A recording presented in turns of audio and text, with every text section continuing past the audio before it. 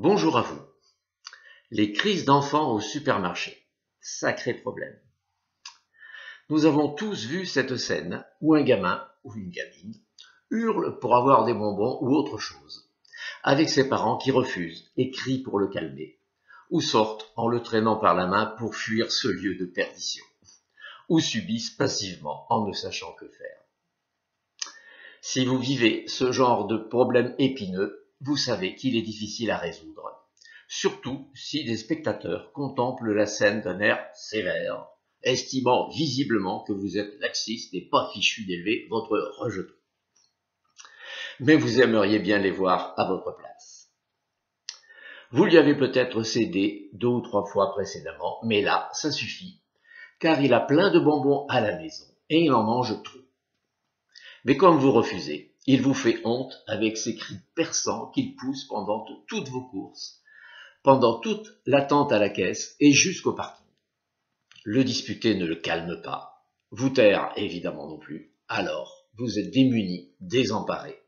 Et d'après ce que je lis ou entends ici ou là, même de professionnels, je ne suis pas sûr que grand monde puisse vous conseiller. Pas sûr que grand monde ferait mieux à votre place. Il y a bien la solution que j'ai indiquée dans ma vidéo « Calmer les colères enfantines », consistant à encourager l'enfant à crier encore plus fort, mais elle est délicate à exécuter en public. Alors, voici une plus simple. Dites à votre bambin « Écoute, je comprends que tu veuilles acheter et manger des bonbons. À ton âge, c'est normal. » Cela l'apaisera déjà un peu. Puis expliquez-lui. Je suis désolé, mais pour moi, pour telle et telle raison, je ne veux pas acheter de bonbons.